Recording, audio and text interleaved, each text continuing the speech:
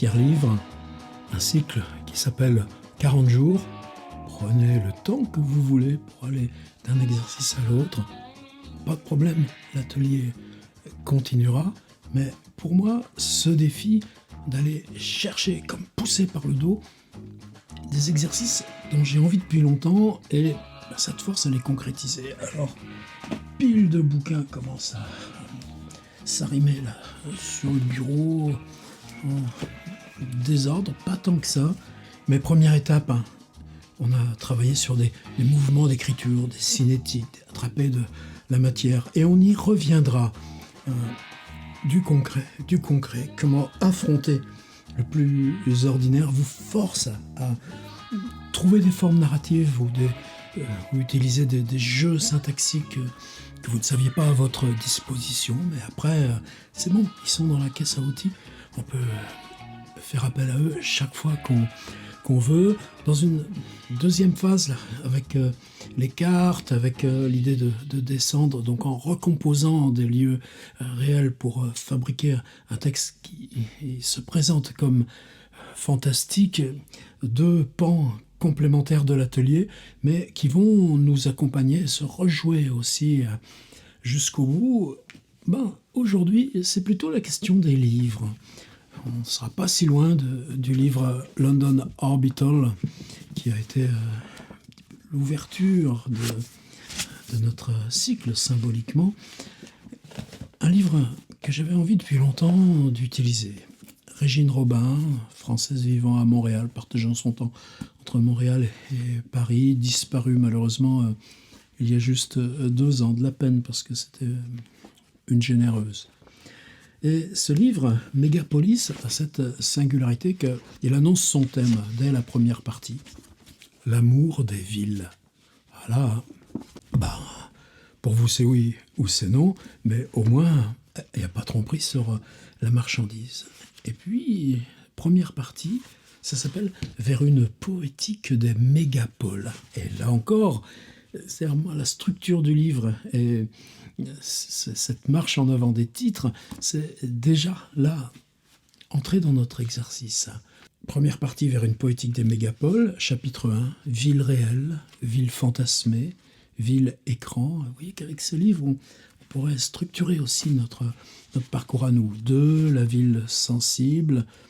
3, du flâneur au nomade.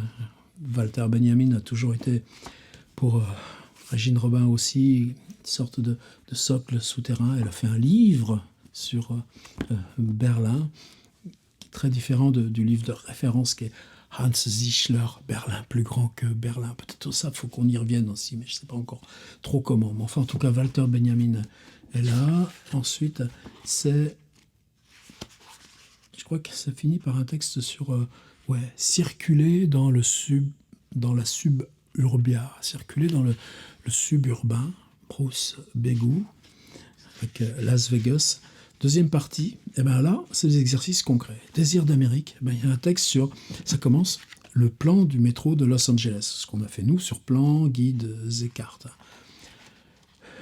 Un chapitre plus énigmatique, Brooklyn. Il suffit de passer le pont. Qu'est-ce que tu fais quand tu marches, que tu vas de l'autre côté du pont de Brooklyn? Est-ce que tu changes de ville? Il y a un truc assez extraordinaire aussi sur... dans New York, un lieu qui entretient une maquette de New York. Tokyo, ville flottante. Ensuite, il y a Buenos Aires. Donc là, on est sur la mégapole tout autour du monde. Et puis, ce chapitre qui est revenir à l'Europe. Qu'est-ce que cette question d'Europe change par l'immobilisme, l'ancienneté? En Europe, par exemple, tu reconstruis toujours au même endroit, ou bien si tu prends écart, tu définis l'écart par rapport à cette ville qui est là, alors que dans des continents plus neufs comme les US, la ville se déplace, se reconstruit à côté, efface la précédente. Et un chapitre, c'est celui que je vous remets dans les mains. Ce sera à vous de jouer. Le terminus des lignes de métro. Donc on est toujours dans Londres, non pas le London Orbital avec l'autoroute M25, mais avec Régine Robin, partir du plan du métro de Londres. La partie Londres, c'est ici, vous savez, il y en a même un qui s'appelle Cockfosters.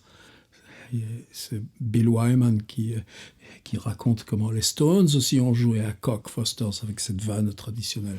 Quand le métro, on est tous serrés les uns contre l'autre. Is that Cockfosters? No, it's mine. Voilà, on n'est plus dans l'atelier d'écriture. En tout cas, il y a, je crois, 23 terminus de métro.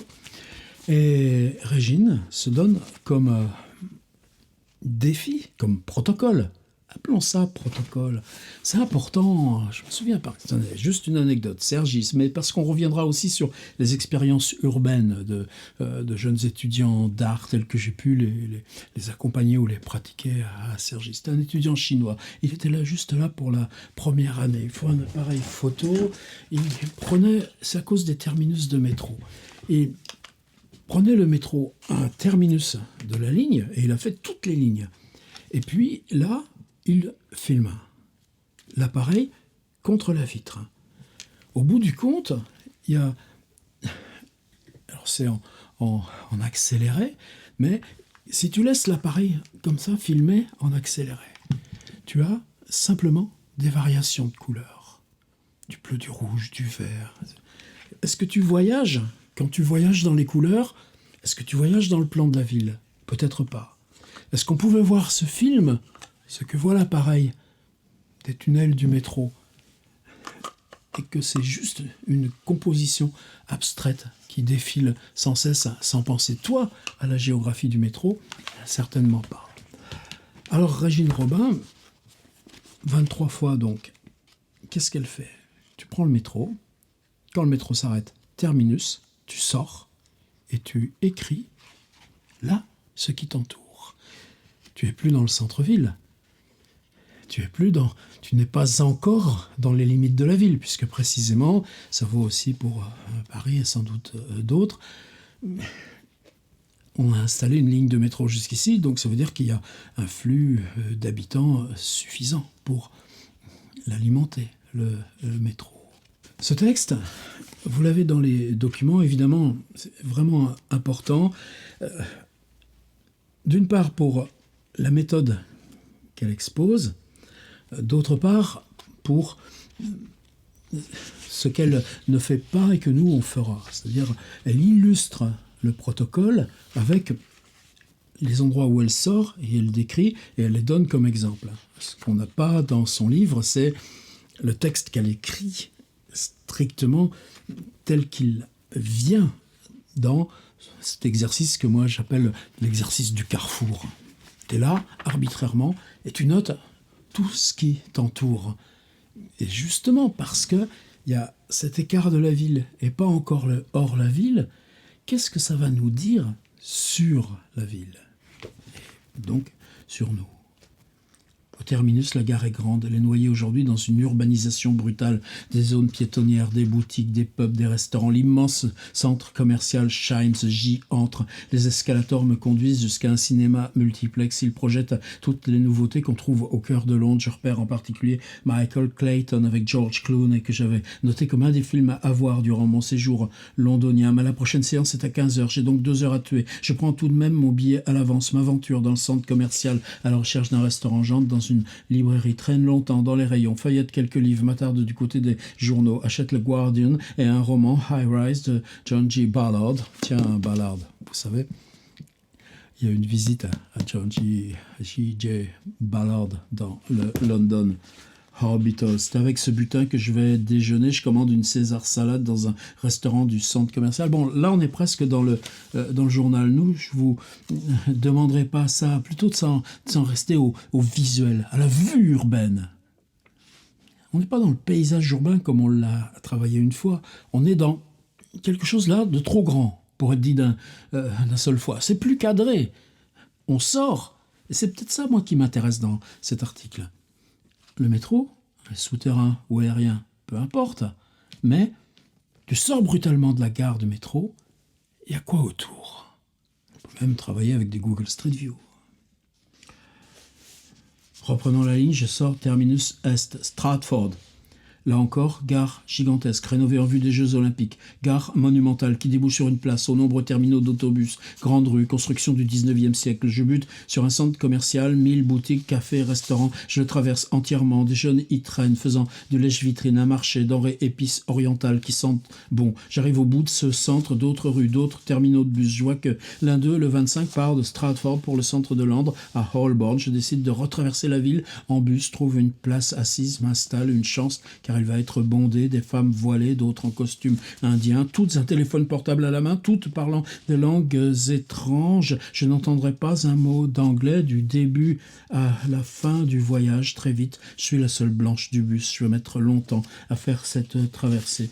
J'en prends d'autres encore. Le lendemain, je pars pour Epping, terminus nord de la Central Line. Epping et sa forêt qu'Ian Sinclair a transformée en lieu mythique, direct allusion au London Orbital. Elle s'étend sur 12 miles de Manor Park à l'est jusqu'au nord d'Epping, tout le long de la voie, maisons mitoyennes, leurs jardinets, de la verdure, des collines, un tissu urbain de moins en moins dense. Je n'imaginais pas que la ligne puisse être si longue au début. Elle passe par des tunnels pour arriver à Stratford où je suis allé quelques jours auparavant, par un autre itinéraire. On va enfin sortir du tunnel dans la verdure, foisonnement de maisons à jardiner, puis au fur et à mesure que les gares se succèdent, Woodford, Buckhurst, Hill, Loughton, Dedon, Faydon, Boys, Epping, le tissu urbain, voire suburbain, discontinu, s'efface, se perd dans des vallons, des collines, des bosquets, des champs. On se trouve alors en pleine campagne, et pas compagne. Allez, encore un dernier, jour clair et bleu, il fait très doux, on arrive à Upminster, il est midi passé, plus d'une heure pour faire cette portion de ligne, une petite ville de banlieue avec sa rue principale, des boutiques quelconques, des cafés, quelques pubs. Je prends un chocolat dans un Costa Coffee, je m'arrête devant les vitrines de maroquinerie assez cheap. Pour Ian Sinclair, toujours London Orbital. Alors, voyez comment les livres, super. Moi je vous fais travailler sur ce livre, alors que ce livre prend ce livre-ci comme substrat, comme décalque en amont. Et on rejoue toujours ce décalque vers l'avant. C'est comme ça qu'elle marche la littérature depuis la fondation. Upminster, c'est la banlieue dans sa quintessence, assez loin du centre pour avoir une personnalité, trop proche pour avoir la moindre qualité. Je m'imagine vivre à Upminster, ce qui suffit à me précipiter à nouveau dans le métro pour tenter de rejoindre Richmond, etc., etc., etc. Vous avez compris le principe. Lisez quand même attentivement, là, c'est pas long, là, la façon dont elle rend compte de son protocole. Ce qui m'a mis aussi là-dessus, c'est une petite discussion avec une des participantes, et vous aurez le lien juste avec... sur la page de l'article qui s'intitule « La piétonne de Marseille » et qui dit « Ah, mais je ne vais pas faire l'atelier cette fois-ci parce que c'est exactement le bouquin que je prépare. » Et le bouquin est en voie d'édition. Chouette, tant mieux. Mais moi, je dis « Ouais, mais nous, c'est un peu le contraire. On ne va pas te lâcher comme ça. » Qu'est-ce qu'elle fait? Laure Imbel, c'est son nom. Partir dans Marseille, des stations de métro, des arrêts de bus. Tu choisis arbitrairement le protocole qui t'emmènera à tel endroit ou à tel endroit. Tu sors, tu descends du bus, il y a quoi autour de toi? Bon, tu descends du métro, terminus ou ailleurs sur la ligne, tu arrives à la surface, il y a quoi autour de toi? Et puis tu multiplies, tu empiles, tu accumules la totalité de ces expériences. Que des points discontinus. Mais ces points discontinus, c'est justement parce qu'ils sont discontinus qu'ils sont arbitraires, qui donnent l'image arbitraire de la ville. Est-ce que la ville n'est pas justement cet ensemble de points disjoints? Alors, avec Régine Robin d'un côté, Laure Imbel, piétonne de Marseille de l'autre, allez voir son site, qu'est-ce qu'on va faire nous? Eh bien, si c'est juste un exercice, bon, évidemment, on aura fait le petit exo du jour et au revoir. C'est pas ça. Pour moi, la première question, c'est pour quelle ville et dans quelle ville ce genre d'exercice a valeur pour vous? C'est pas forcément elle travaille sur les mégapoles pour une poétique de la mégapole. Là, dans ma ville de Tours, ça peut être ça. Je sais qu'à tel endroit, est-ce que c'est bus ou tout? Ben non, c'est parce que moi, simplement, j'ai carré ma voiture pour tel corvée une fois ou telle occasion singulière qui m'amenait là, précisément, à cet endroit. Mais c'est suite d'éléments discontinus. Si je prends ma petite agglomération de ville moyenne, et encore moi, j'habite pas dans la ville, j'y vais très rarement puisque, vous le savez, j'habite Internet. J'ai souvenir comme ça d'avoir une fois attendu 1h30 à Chambray-les-Tours, un carrefour à tel lieu précis que je saurais retrouver, et j'avais oublié. Je m'en suis souvenu la semaine dernière pour un trajet là encore arbitraire, mais où je m'étais dit, tiens, je veux aller voir un patelin un peu plus loin qui s'appelle Ville perdue. Et à la limite, Ville perdue, qu'est-ce que j'ai fait? J'avais une chose à photographier, un hélicoptère de la guerre d'Algérie qui est posé de façon là, pérenne sur un parking devant chez un ferrailleur, mais qui est un repère important. Et puis de là, j'ai marché jusqu'à la petite gare, parce que des fois, quand on prend le TER qui revient de Poitiers, ça m'est arrivé. Bon, d'autres fois, tu as un TGV qui fait ça très vite, et d'autres fois, les horaires font que tu prends le RER et le TER, et le TER s'arrête en gare de Ville perdue. Tu vois le mot Ville perdue qui apparaît, personne qui monte, personne qui descend, et le train repart doucement. Bon, je me retrouvais sur cette passerelle. Et là, si vous reprenez par exemple le dépaysement de Jean-Christophe Bailly, lui, c'est telle gare là sur la ligne de Lyon à Genève, Bugey, je crois, et quand le train s'arrête à Bugey, pareil, personne qui monte, personne qui descend, mais tu as toujours cette passerelle là qui enjambe le TGV avec son escalier de fer forgé. Ben, une fois, il s'arrête là, dans cette ville, il attend 2 heures le train suivant, et tout le passage du dépaysement, c'est je raconte la gare à cet endroit. Ça aussi, je vous le mets, l'extrait de Bailly avec sa passerelle de gare. C'est pas, vous voyez, qu'est-ce qu'on fait là, nous, ensemble? On applique des exercices? Non. Pourquoi mes textes, ils sont toujours à distance? Parce qu'on est sur du nouveau. C'est bête à dire, mais c'est comme ça. On est tous à chercher. Cherchons ensemble. Et c'est pour ça qu'on fait atelier d'écriture. Dans l'exemple que je disais, j'avais dû passer 1 heure, je me souviens, dans ce carrefour, il y a un mini centre commercial, un bistrot dans lequel je n'étais pas entré, un petit peu sombre, mais je trouve que je n'avais pas besoin de bistrot. Prendre un café, je ne l'ai pas fait. Mais je me souviens avoir noté comment, par exemple, ces unes de journaux scotchés là, sur la vitrine, avec les résultats aussi du loto. Par contre, j'avais marché jusqu'à la poste parce que j'avais des trucs, là, des bouquins à envoyer. C'est pas la poste où je vais d'habitude, mais tout d'un coup, c'est un autre bruit, une autre couleur, un autre... et puis, un banc. Il se trouve que à ce carrefour, là, où tu as une route, je crois que c'est vers la route qui s'en va vers Châteauroux. Et puis la route transversale, des rues d'habitation, il y a un lycée aussi, pas loin, il y a un stade. Et là, il y a un banc, et le banc, il était pile au milieu quasiment du carrefour. C'est-à-dire, tu venais t'asseoir sur le banc pour regarder le feu, les voitures qui venaient en face. Je dis, mais quelle idée d'avoir mis un banc ici. Mais c'est arbitraire, même. Fait que ce carrefour, quand j'y suis repassé par hasard la semaine dernière, j'ai reconnu toute cette heure que j'avais passée arbitrairement. Je ne suis pas du genre à m'ennuyer, j'ai toujours des bouquins, j'ai toujours un ordi, j'avais fait des photos. C'est ça que je voulais vous proposer.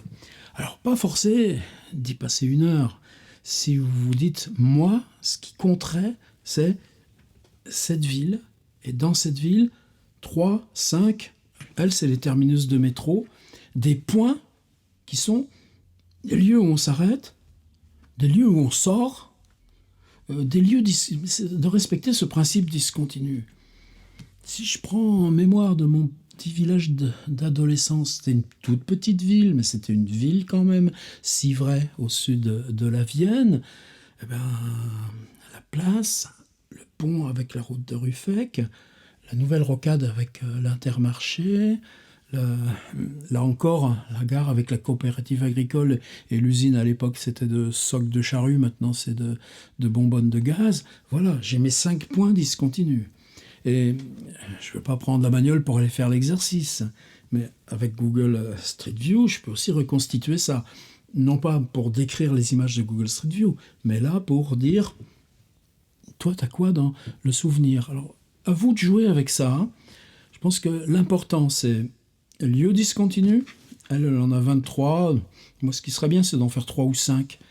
Justement parce que si on ne prend pas un point, ce que j'appelle mon exercice du carrefour, mais qu'on s'oblige, qu'on se contraint à en faire 3 ou 4, alors à ce moment-là, cette discontinuité refabrique une ville.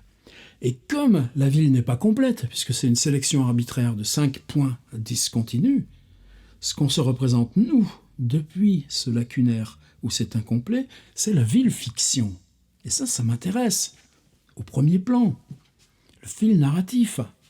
Comment on ne décide pas d'un fil narratif et qu'on construit des éléments langagiers pour y répondre, mais qu'on s'approprie ce décalage de représentation, disjoint, arbitraire, il est le fil narratif en lui-même, puisque là, la représentation, vous allez la traverser comme ça.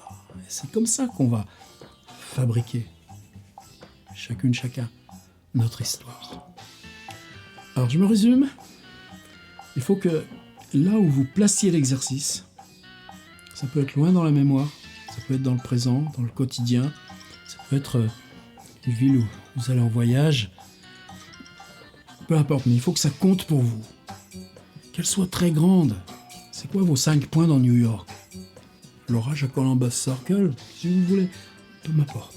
Ou bien l'arbitraire de où on vit, parce que c'est là qu'on a le boulot, c'est là qu'on s'est installé, c'est comme ça. Mais pareil, 5 points discontinus. Trouvez-les dans l'aventure quotidienne. Ces points où on attend, on est contraint d'attendre, alors que, a priori, sinon on ne se serait pas arrêté là.